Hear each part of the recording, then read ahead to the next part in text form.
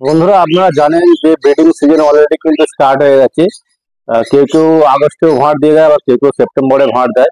আর যেহেতু আগস্ট মোটামুটি শেষ হতে চলেছে, তো সেপ্টেম্বর মোটামুটি আর কিছুদিনের মধ্যে সেপ্টেম্বর পড়ে যাবে।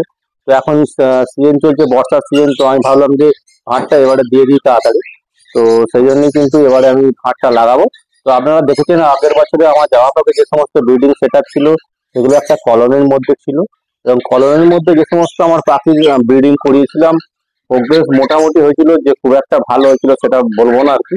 মোটামুটি প্রোগ্রেস হয়েছিল, কেননা তার কারণ হচ্ছে কলোনিটা আমার ছোট মতো ছিল, 4 ফুট বাই 2 ফুটের একটা কলোনি ছিল। তো যার জন্য কিন্তু অনেক বাচ্চা মারা গেছিল।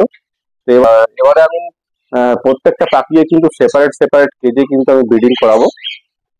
তো আমার কাছে কিন্তু এই মুহূর্তে বেশি জামা পাখি নেই, কিছু পাখি আমি সেল করে দিয়েছি। আর মোটামুটি আমার 3টে যে পুরোনো ব্রিডিং পেয়ার, সেগুলোকে আমি রেখে দিয়েছি। আর একটা ব্রিডিং পেয়ার এখনো রেডি হয়নি, ওগুলো আমারই পাখির বাচ্চা আর কি। তো ওগুলো এখনো রেডি হয়নি, তার জন্য ওগুলোকে এবারে ব্রিডিং এ এখনো পর্যন্ত দেবো না আর কি। তো 3খানা ব্রিডিং পেয়ার আমার রেডি আছে আগের বছরে, ওই 3টেকে এবারে ব্রিডিং এ বসাবো। আমার কাছে এই মুহূর্তে যে সমস্ত ব্রিডিং পেয়ার আছে, এখানে দেখতে পাচ্ছেন, এখানে দুটো হোয়াইট জাভা আছে। তার মধ্যে হোয়াইটের মধ্যে একটা একটু পাইট আছে আর কি, মানে লেজের দিকে একটু হালকা কালো আছে। এখানে দুটো হোয়াইট জাভা আছে, কিন্তু আপনার ব্ল্যাক আইজ আছে। আর এখানে আমার আগের বছরের 3টে বাচ্চা আমি রেখে দিয়েছিলাম, তার মধ্যে একটা ব্ল্যাক আছে, দুটো হোয়াইট জাভা আছে। তো দুটো হোয়াইট জাভা মেল ফিমেল করা আছে, কিন্তু ব্ল্যাকটা ফিমেল আছে, কিন্তু ব্ল্যাকটা আমি পেয়ারিং করবো না আর কি। এদের যেহেতু বয়স হয়নি, তো আমি এখনো পর্যন্ত এদেরকে ব্রিডিং এ দেবো না। আর এখানে আছে আপনার সিলভারের সাথে একটা ফন্ট জাভা আছে, দেখতে পাচ্ছেন এখানে সিলভারের সাথে একটা ফন্ট জাভা আছে। আর এখানে একটা সিলভারের সাথে ফন্ট জাভা আছে। এই 3টে আমার পুরোনো ব্রিডিং পেয়ার, এবারে আমি কিন্তু এদেরকে হারিয়ে দেবো। এবং হাড়ি দেওয়ার আগে কিছু কিছু ইনফরমেশন আজকে আপনার সাথে শেয়ার করবো। হাড়ি দেওয়ার আগে পাখির নেস্টিং আপনারা কিভাবে তৈরি করবেন, কেননা আপনারা জানেন আর কি, জামা পাখি কিন্তু নেস্টিং করতে খুব ভালোবাসে। এবং ওদের যদি প্রপার নেস্টিং যদি ভালোভাবে করা যায়, তাহলে কিন্তু জামা পাখির ব্রিডিং প্রোগ্রেস কিন্তু খুব ভালো হয়। তো ফ্রেন্ডস, আজকে টোটালটাই কিন্তু জামা পাখির যে ব্রিডিং ইনফরমেশন বা নেস্টিং আপনারা কিভাবে করবেন, টোটাল ইনফরমেশনটা কিন্তু আজকের এই ভিডিওর মাধ্যমে আমি আপনাদের শেয়ার করবো। তো আজকের ভিডিওটা কিন্তু খুবই গুরুত্বপূর্ণ হতে চলেছে ফ্রেন্ডস। তো আপনারা ভিডিওটা স্কিপ না করে সম্পূর্ণ ভিডিওটা দেখবেন, তাহলে আশা করি যে সমস্ত নতুন বিডার্স আছেন বা যারা নতুন পাখি পালক আছেন, তাদের জন্য কিন্তু খুবই সুবিধা হয় ফ্রেন্ড। তো বন্ধুরা, চলুন আজকে ভিডিওটা স্টার্ট করা যাক।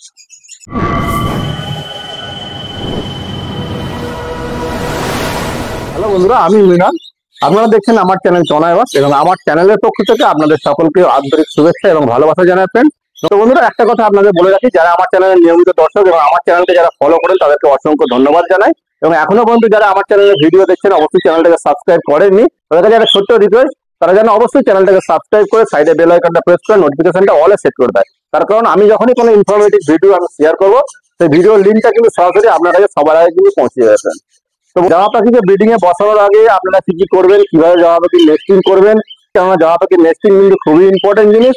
তো কিভাবে নেস্টিং করবেন, আপনারা কিরকম সাইজের হাঁড়ি ইউজ করবেন, কিভাবে আপনারা জামা পাখিকে রেডি করবেন ব্রিডিং এর জন্য, আমি কিভাবে রেডি করছি সেটা কিন্তু আজকে এই ভিডিওতে আপনাদের শেয়ার করবো।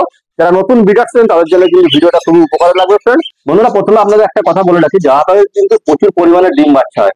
এবং যদি আপনারা ঠিকঠাক ভাবে যদি পাখিকে মেডিসিন কোর্স করাতে পারেন, এবং জামা পাখি যদি ঠিকঠাক ভাবে আপনারা যদি যত্ন নিতে পারেন, বা এবং নেস্টিং যদি ভালোভাবে করতে পারেন, কিংবা আপনারা যেখানে জামা পাখিটা রেখেছেন সেখানকার যদি পরিবেশ যদি ঠিকঠাক থাকে, তাহলে কিন্তু জামা পাখি থেকে প্রচুর পরিমাণে ব্রিডিং নেওয়া যায় ফ্রেন্ডস, এবং প্রচুর কিন্তু বাচ্চা হয়।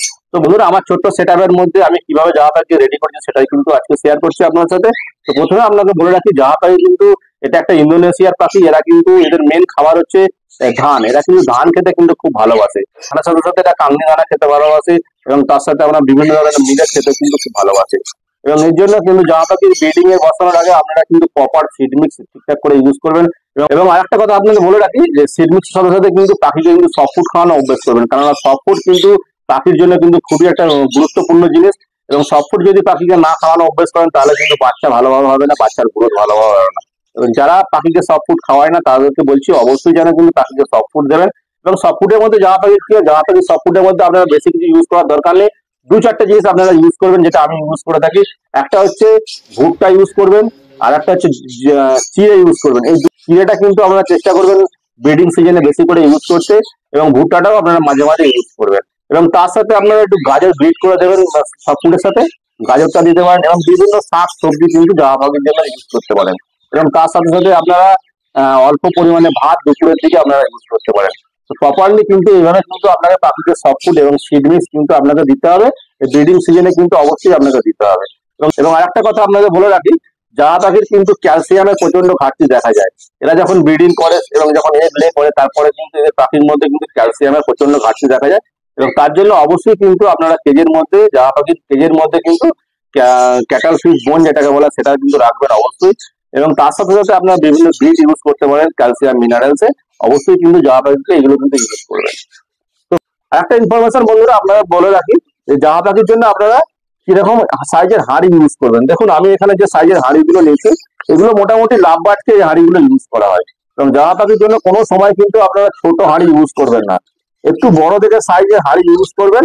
তো আমি এখানে আমার যে লাভ বার্ডের যে সমস্ত হাঁড়ি আছে আমার সেই হাঁড়িগুলো আমি ইউজ করবো জাহা পাখির জন্য। কেননা তার কারণ হচ্ছে জাহা পাখি কি হয়, প্রচুর পরিমাণে বাচ্চা হয় এবং বাচ্চা হওয়ার সাথে সাথে বাচ্চা যখন বড় হয় আর কি, বড় হওয়ার সাথে সাথে কিন্তু ওরা কিন্তু আবার কিন্তু ডিম পেড়ে দেয়। তার জন্য হাঁড়িটা কিন্তু অবশ্যই একটু বড় নিতে হবে। ছোট হাঁড়িতে কিন্তু বাচ্চা ভালোভাবে বাড়বে না, বাচ্চা কিন্তু মারা যেতে পারে। তার জন্য একটু বড় হাঁড়িটা আপনারা নেবার চেষ্টা করবেন। তো আমার দেখতে পাচ্ছেন এখানে আমি তিনখানা হাঁড়ি নিয়ে নিচ্ছি। তো তিনটে হাঁড়িতে আমি এবারে নেস্টিং করবো।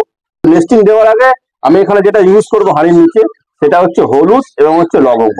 তো আপনারা এখানে দেখতে পাচ্ছেন আমার হলুদ এবং লবঙ্গ দুটোই কিন্তু ডাস্ট ফর্মে নিয়ে আমার এখানে বাটিতে রাখা আছে। দেখতে পাচ্ছেন এখানে হলুদ এবং লবঙ্গ এই দুটো কিন্তু জিনিস খুবই গুরুত্বপূর্ণ। এবং আপনারা সকলেই জানেন হলুদ কিন্তু একটা অ্যান্টিবায়োটিকের কাজ করে এবং হলুদ বার্ডসের যে সমস্ত ফেদার কিংবা পালকের জন্য কিন্তু খুব ভালো কাজ করে। এবং লবঙ্গটা দিলে কি হবে, লবঙ্গের একটা স্মেল আছে, তার জন্য কিন্তু হাড়ির নিচে যে সমস্ত পোকা মাকড় চুইতে হয় সেগুলো কিন্তু ঝট করে হবে না। তো ফ্রেন্ডস এটা কিন্তু আমি প্রত্যেক বছর ইউজ করে থাকি। এবং এর সাথে আপনারা যদি পারেন অল্প করে নিম পাতা ইউজ করতে পারেন, এটাও কিন্তু খুব ভালো জিনিস পাখির জন্য। অল্প করে নিম পাতা ইউজ করতে পারেন। আমি এবারে এখন নিম পাতা আমি দিচ্ছি না, নিম পাতাটা আমি পরে দেবো। কেননা তার কারণ বর্ষা সিজনে নিম পাতাটা আমার ভাঙা নেই এখন এই সময়। তো আমি নিম পাতাটা কিছুদিন পর আমি যখন নেস্টিং ওরা করবে সেই সময় আমি নিম পাতা অল্প করে দিয়ে দেবো। দেখুন এখানে আমি এরকম অল্প করে আমি হাঁড়ির নিচে কিন্তু আমি অল্প করে হলুদ আর লবঙ্গটা আমি ভালো করে ছিটিয়ে দেবো। এবং এটা দেওয়ার সময় অবশ্যই চেষ্টা করবে গায়েতে ভালো করে হলুদ আর এটা ভালো করে লাগিয়ে দেবে। তো এটাকে আমি কি করবো, হলুদের এটা ভালো করে লাগিয়ে দিলাম। তো ফ্রেন্ডস এবার এটা লাগানোর পরে এবার কি করবেন, এবারে যেটা আমি নেস্টিং এর জন্য ইউজ করেছি, আগের বার আপনারা দেখেছেন আগের বার আমার ভিডিওতে, আগের বার আমি ঘাস ইউজ করেছিলাম। তো বন্ধুরা এবারে প্রচন্ড বৃষ্টি হচ্ছে, আপনারা দেখতে পাচ্ছেন এই সিজনে, এবং বৃষ্টির জন্য কিন্তু ঘাস কাটা হয়নি। তো আমি এবারে ইউজ করবো নেস্টিং এর জন্য, সেটা হচ্ছে ঝাড়ু, যেটা খেজুর পাতার ঝাড়ু বলে, সেটাকে আমি ইউজ করবো। তো এই খেজুর পাতাটাকে প্রথমে আমরা ঝাড়ুটাকে কিনে নিয়ে এসে আমি এটাকে কেটে নিচ্ছি। আপনারা দেখতে পাচ্ছেন কেটে নিচ্ছি। মোটামুটি এগুলো সাইজ মোটামুটি যেরকম কাটবেন আপনার 7 থেকে 8 ইঞ্চি করে মোটামুটি একটু কাটার চেষ্টা করবেন, তাহলে কিন্তু খুব ভালো হয়। এবং নেস্টিং এর জন্য কিন্তু এটা আমি এবছর ইউজ করবো। তো এটা নেস্টিংটা আপনি কিভাবে করবেন দেখুন, আপনাকে দেখিয়ে দিচ্ছি। তো অল্প অল্প করে আপনারা নেস্টিং নেবেন।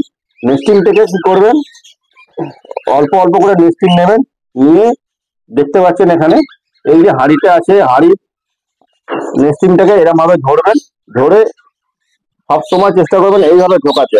এইভাবে কিন্তু হাঁড়ির মধ্যে ঢুকিয়ে দেবেন নেস্টিংটা।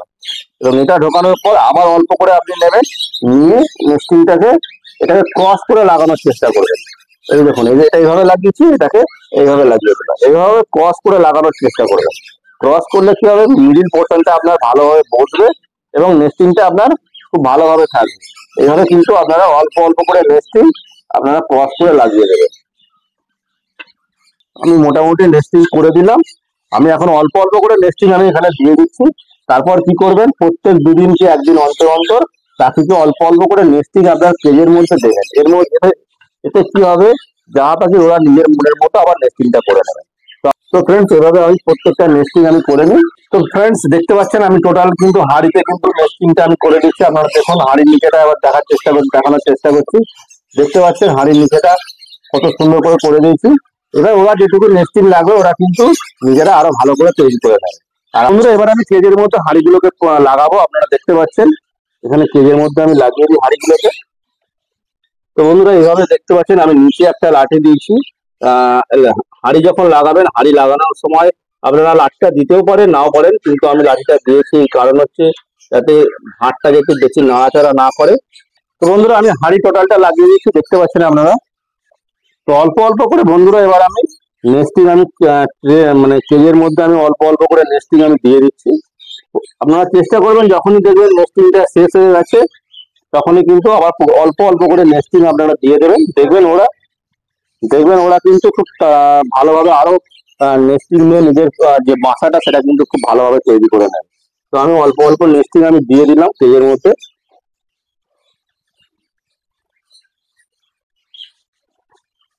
আজকে আমি হাঁড়িটা লাগালাম এবং অল্প অল্প নেস্টিং দিচ্ছি। দেখবেন ওরা আজকেই কিংবা কালকের মধ্যে কিন্তু ওরা হাঁড়ি কিন্তু ধরে নেবে, কেননা টোটালটা কিন্তু আমার আগের বছরের ব্রিডিং পেয়ার। তো বন্ধুরা আরো কিছু ইনফরমেশন আপনাদের দিয়ে রাখি, জামা পাখি কিন্তু আপনারা যখন ব্রিডিং এ বসাবেন অবশ্যই কিন্তু মেল ফিমেলটাকে কনফার্ম করে নেবেন। এবং যদি আপনারা মেল ফিমেল না বুঝতে পারেন তাহলে আমার চ্যানেলে ভিডিও আছে, সেখান থেকে গিয়ে আপনারা মেল ফিমেলটা দেখে নেবেন কিভাবে আপনারা কনফার্ম করতে হবে। এবং আরেকটা জিনিস হচ্ছে যে জামা পাখি যখন ব্রিডিং এ বসাবেন আর কি, মিনিমাম কিন্তু জামা পাখির জন্য যখন ব্রিডিং করাবেন তার জন্য কিন্তু বয়স মোটামুটি 8 থেকে 9 মাস হলে কিন্তু খুব ভালো হয় আর কি। এরা কিন্তু 8-9 মাস হলেই কিন্তু ব্রিডিং এ লেগে যায়। তো 8-9 মাস পর কিন্তু আপনারা জামা পাখিকে ব্রিডিং এ বসাতে পারেন ফ্রেন্ডস। বন্ধুরা আর একটা কথা আপনাকে বলে রাখি, জামা পাখিকে যখন আপনারা কেজের মধ্যে হাঁড়ি লাগিয়ে দেবেন তো আপনারা সবসময় চেষ্টা করবেন যে পাখির কাছে বেশি না আসার। তার কারণ হচ্ছে যে আপনারা কিন্তু যখন বেশি যদি পাখিকে ডিস্টার্ব করেন, যে বারবার আপনি হাঁড়ি খুলে দেখছেন, বারবার দেখি পাখি ডিম পেড়েছে কিনা, হ্যাঁ, কিংবা বারবার আসা যাওয়া করছেন, তাহলে কিন্তু জামা পাখির যে ব্রিডিং মুড সেটা কিন্তু নষ্ট হয়ে যাবে।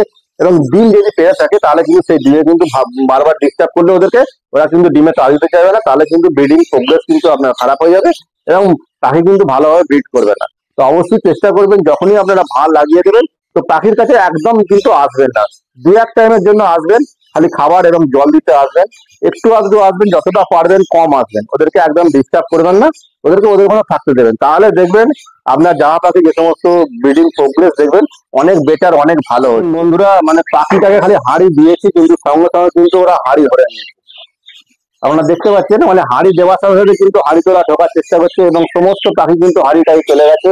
এরা কিন্তু আমার মনে হচ্ছে আজকে কিন্তু এরা হাঁড়ি ধরে নেবে এবং আশা করছি এবারে কিন্তু প্রচুর পরিমাণে ব্রিডিং এর প্রোগ্রেস হবে আমার। আমি যেহেতু এরা সেপারেট কেজে আমি করাচ্ছি, কেননা কলোনির থেকে সেপারেট কেজে কিন্তু ব্রিডিং প্রোগ্রেস কিন্তু খুব ভালো হয়।